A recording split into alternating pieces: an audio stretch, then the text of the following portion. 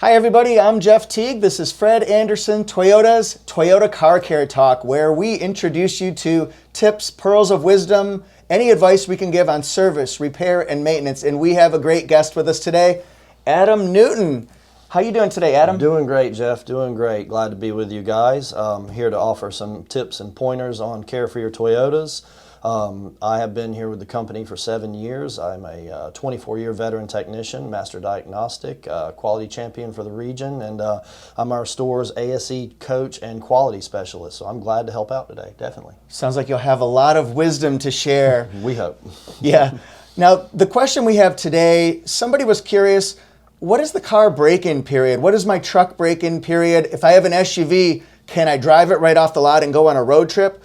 What are some pointers that you can give people when they're just new car owners? What do they do next? Right, that's a good question. I mean, you want to take care of your car and you want to see it develop and cared for properly.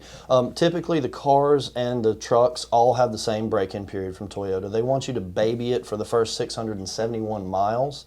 They want to see a varied speed, varied load conditions.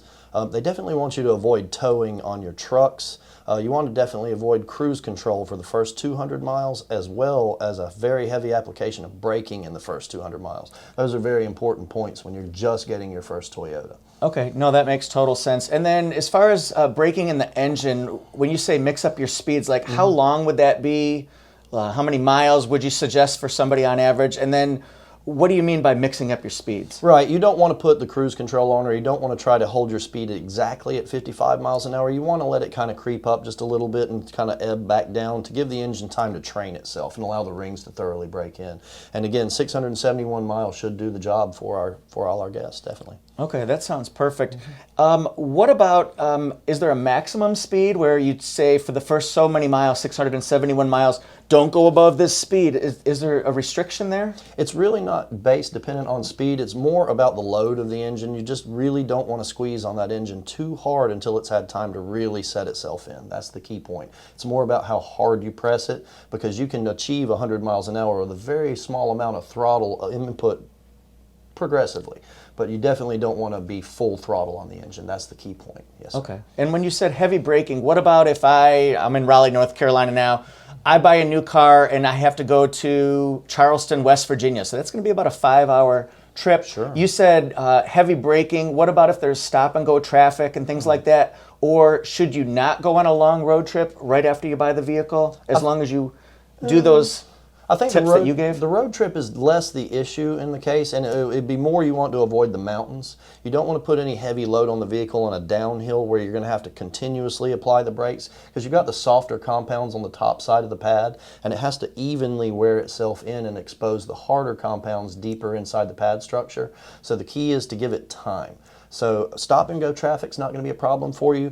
You just want to avoid heavy application. But if someone pulls out in front of you, smash them. Just stomp on those brakes. They will be there for you. You'll be safe, 100%. Okay, that makes total sense. I know that's one of the things that people have questions about, like, do I have to baby it? Can I go on trips? So it sounds like, based on what you're saying, that you just want to kind of use common sense in a way when you're first using it. For sure, definitely. The easiest math that I like to tell people so that it captures is for the first 200 miles, no heavy braking and cruise control. And for the first 1,000 or so miles, just treat it like you're borrowing it, and you'll most likely come out with a perfect result. Okay, and what are the benefits if you do, let's say you get 100% smiley face, you get a star on your paper and like you're in English class or whatever, but let's say you follow all those and you get a perfect score for your break-in period. What are the benefits long term? Just the longevity of the engine. Toyotas are naturally robust engines, and we expect to see them 200,000, 300,000, 400,000 miles, and this just lends itself to our already ironclad quality. You know, it just keeps that wheel rolling. Okay, that sounds great. I hope this helps. If you have any questions for our experts, then we would be happy to incorporate those questions into future episodes. Thanks for watching Toyota Car Care Talk. I really appreciate it. Please stick around, subscribe to Fred Anderson Toyota YouTube channel. We want to tell you more about how to take the best care of your vehicle. Thanks, Adam, so much. Always glad to help. Okay, Always bye. glad.